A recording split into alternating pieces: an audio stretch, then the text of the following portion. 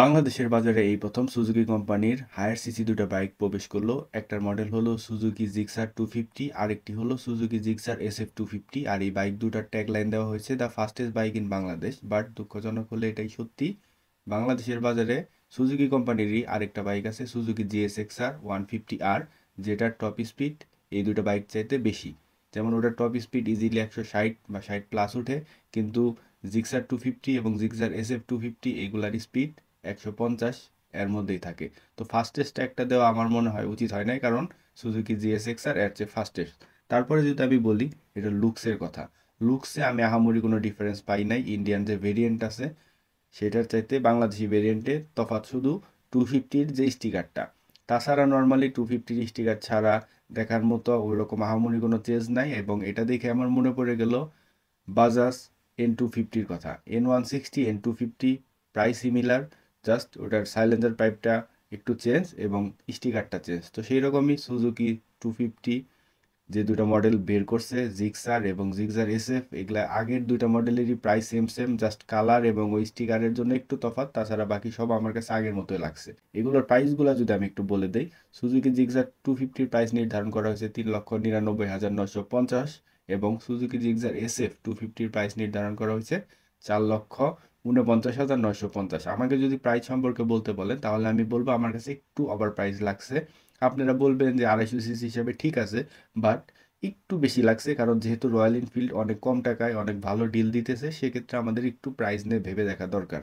এখন আমি আপনাদের যে কালারটা দেখাইতেছি এটা হলো ব্লু, তারপরে হলো ডার্ক নেভি ব্লু, তারপরে হলো ব্ল্যাক কালার। এই ব্ল্যাক কালারটাই বেশি চলবে, কিন্তু আপনারা খেয়াল করতেছেন এই জায়গায় 250 লেখা স্টিকারটা নাই, কারণ এটা হলো অফিসিয়াল ওয়েবসাইট এবং বাংলাদেশে যেটা আসছে ওটাতে পরবর্তীতে স্টিকারটা ইমপ্লিমেন্ট করা হয়েছে।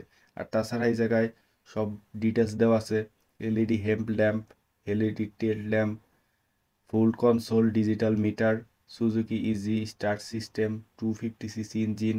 হ্যাঁ, এগুলো সব কিছু আমরা পাচ্ছি। 6 speed gear box, 41 mm clearance, wider চাকা, পিছনে ABS এবং ডুয়েল মাফলার, এগুলো সব কিছু আমরা এই বাইকের সাথে পেয়ে যাব। তারপরে যদি আমরা কথা বলি জিক্সার 250টা নিয়ে, জিক্সার 250টাও লুকসের কথা বলতে গেলে জিক্সার 150-র মতোই অনেকটাই, জাস্ট বাংলাদেশে এই কালারটার মধ্যে বা এই ডিজাইনগুলোর মধ্যে মাঝখানে বডিতে 250 লেখাটা একটু বড় কইরা, মানে এটা পড ইমপ্লিমেন্ট করা হয়েছে।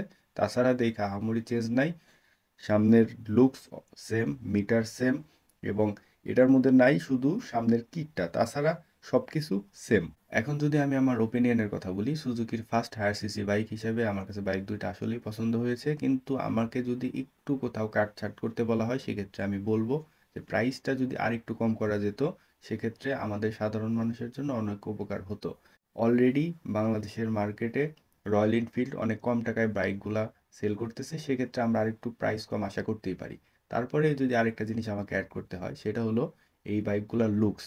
দেখা যাচ্ছে যে নর্মালি 150 সিসি এবং 250 সিসির মধ্যে লুকসের দিকে আহামরি ওইরকম তফাৎ নাই, জাস্ট ওই যে দেখার জন্য বোঝার জন্য 250 লেখা স্টিকারটা অ্যাড করা হয়েছে।